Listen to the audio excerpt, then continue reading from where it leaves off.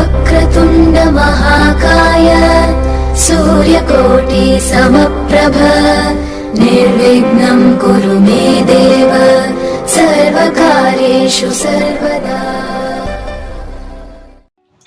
नमस्कार दोस्तों, मैं एस्ट्रोलॉजर न्यूमरोलॉजिस्ट परवीन कौर अपने चैनल पर आपका हार्दिक अभिनंदन करती हूँ, आपका स्वागत करती हूँ। मैं आज आपसे बात करूंगी कुंडली के 12 भावों के लग्नों के बारे में क्योंकि देखिए मैरिज लाइफ आज के टाइम में एक बहुत बड़ी प्रॉब्लम बन चुकी है। तो चलिए आज मैं आपसे इस बात पे डिस्कस करूंगी कि आपका लाइफ पार्टनर कैसा होगा। 12 लग्नों के अनुसार मैं आपको आज बताऊंगी कि ऐसे क्या उपाय करने चाहिए, क्योंकि कई बार छोटे छोटे उपाय भी बहुत ही कारगर साबित हो जाते हैं। चलिए अब हम बात करते हैं तुला लगन की। तुला लगन वालों को अपने लाइफ पार्टनर के लिए क्या करना चाहिए। तुला लगन का कारक होता है, सप्तम हाउस का कारक होता है मंगल जहाँ शुक्र लग्जरी के कारक है, मस्त मौला है, इंटेलिजेंट है, गुरु का कारक है, तो नॉलेजेबल पर्सन है, तो वही मंगल अग्रेशन का कारक है। अब मंगल अग्रेशन का कारक है तो दो विपरीत लोग ऐसे हैं जिसे लग्जरी चाहिए, मंगल है उसे डिसिप्लिन चाहिए, क्योंकि मंगल भी डिसिप्लिन, क्योंकि मंगल को हम सेनापति मानते हैं और डिसिप्लिन के कारक भी मानते हैं। शनि और मंगल ही एक ऐसे हैं जो बहुत डिसिप्लिन चाहते हैं लाइफ में, उन्हें हर काम अप टू डेट और टाइम पे पसंद है, और मेहनती भी ये दो ही प्लैनेट जो सबसे ज्यादा मेहनत करते हैं अपनी लाइफ में करवाते हैं। अगर इनकी इंट्यूशन कुंडली में अच्छी है तो ये बहुत कुछ दे के भी जाते हैं। चलिए अब हम बात कर रहे हैं तुला लगन की, तो इसका सप्तम का कारक होता है मंगल। अब मंगल हमारी कुंडली में कैसा है ये आपको देखना है कि आपकी कुंडली में मंगल की सिचुएशन कैसी है, लेकिन मैं आपको उपाय बता रही हूँ कि आप सप्तमेश के हिसाब से कैसे उपाय कर सकते हैं। तो मंगल ऐसे लोगों को मंगलवार का व्रत रखना चाहिए, दिन में एक समय मीठा भोजन करना चाहिए, और भोजन में कोशिश करें कि चटपटा ना खाएं, मीठा ही खाएं, और साथ ही शिवलिंग पर लाल फूल अर्पित करने चाहिए। अब हम बात करते हैं वृश्चिक लगन। वृश्चिक लगन में सप्तमेश का कारक होता है शुक्र। यहाँ भी शुक्र ही आ गई, शुक्र और मंगल का कॉम्बिनेशन है। शुक्र को प्रसन्न करने के लिए ऐसे स्थान पर जाएं जहां मछलियां हो, और वहां पर मछलियों को मिश्री युक्त उबले हुए चावल खिलाएं।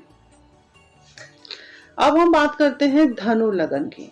धनु लगन वालों का सप्तम का कारक होता है बुध। ऐसे लोगों को हर बुधवार को गणेश जी की आराधना करनी चाहिए और दुर्वा घास अर्पित करनी चाहिए। अब हम बात करते हैं मकर लगन की। मकर लगन फिर वही सिचुएशन हो गई कि मकर लगन है और मंगल यानी कि शनि और चंद्रमा का कॉम्बिनेशन है, तो कहीं ना कहीं इन दोनों की लाइफ में मैरिज लाइफ भी, ऐसे लोगों की मैरिज लाइफ भी हमेशा डिस्प्यूट हमेशा रहते हैं, तालमेल नहीं बन पाता, अंडरस्टैंडिंग की प्रॉब्लम्स होती है, क्योंकि वही हुआ कि एक प्रकार का जीवन में विष खुल गया।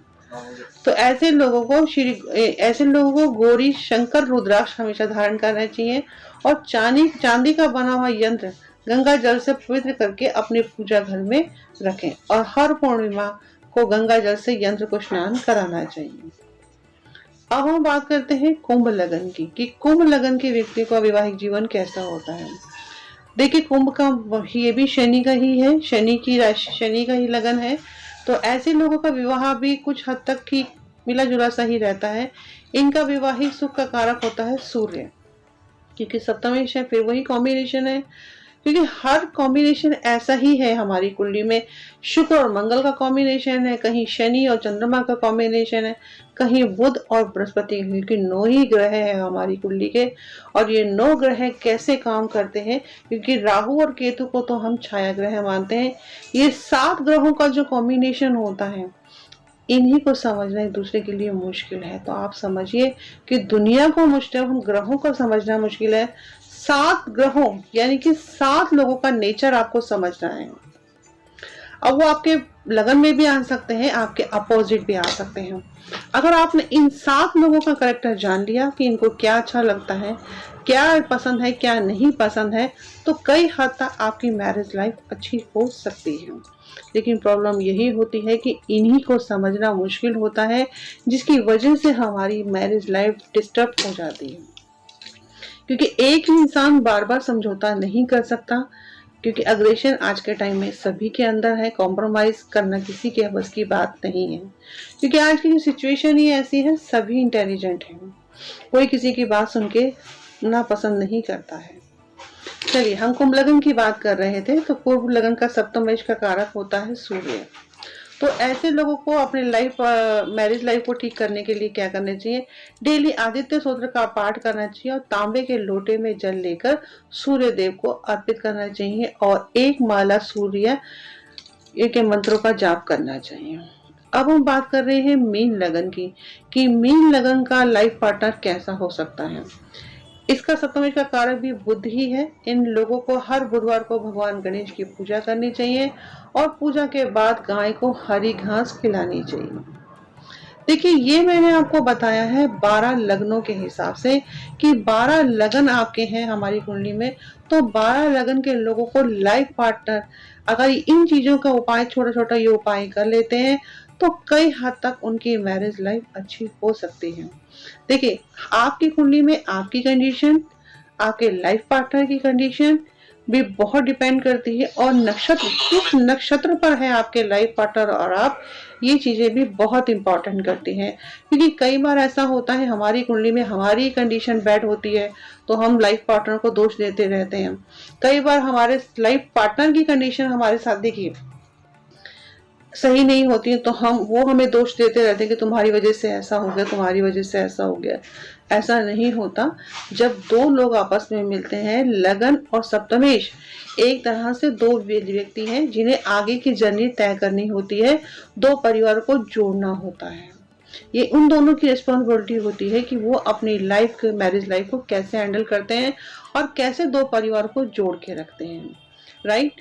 तीसरा, आपकी कुंडली में आपके सप्तमेश की कंडीशन भी अच्छी होनी चाहिए, क्योंकि अगर आपका सप्तमेश अच्छा नहीं है, उसकी कंडीशन खराब है, तो आप एक अच्छे बिजनेसमैन भी नहीं बन सकते। तो बिजनेसमैन बनने के लिए आपका सप्तमेश अच्छा होना चाहिए, आपको सप्तमेश की क्वालिटीज पता होनी चाहिए। कि अगर आप, कई लोग कहते हैं कि हम बिजनेस कर रहे हैं, हमारा बिजनेस सक्सेस नहीं हो रहा, तो प्लीज अपने 7th हाउस की क्वालिटी जानने की कोशिश कीजिए, चाहे वो मेल है फीमेल है, और अपनी कुंडली में देखिए कि आपका सप्तमेश कि किस पोजीशन पे बैठा है, क्या वो नीच का होके बैठा है या उच्च का होके बैठा है, ये किन ग्रहों के साथ उसका मित्रता है, अच्छे लोगों के साथ वो उठ रहा है या बुरे लोगों के साथ, वो अपने दोस्तों के साथ है या अपने दुश्मनों के साथ है। तो बहुत हद तक आप अपनी कुंडली को और अपनी मैरिज लाइफ को सुधार सकते हैं। देखिए, जब तो परमात्मा ने दो लोगों को जोड़ा है तो कुछ सोच समझ गई, क्योंकि हमारी कुंडली, हमारा लाइफ पार्टनर, चाहे वो मेल है फीमेल है, वो परमात्मा ने पहले से ही निश्चित किया है। लेकिन हम कई बार कुछ उपाय करके बहुत हद तक अपनी मैरिज लाइफ को भी ठीक कर सकते हैं। अपनी लाइफ में अगर कुछ ऐसी प्रॉब्लम्स आ रही हैं तो उन्हें ठीक कर सकते हैं। चलिए दोस्तों, आप करके देखिए, अगर माता रानी ने चाहा तो कुछ ना कुछ, अगर आपके मैरिज लाइफ में कुछ प्रॉब्लम्स आ रही है तो वो कहीं ना कहीं धीरे धीरे ठीक होनी शुरू हो जाएगी। अगर आप लोगों को मेरा चैनल पसंद आता है तो प्लीज मेरे चैनल को लाइक कीजिए, सब्सक्राइब कीजिए और शेयर कीजिए। जय माता दी।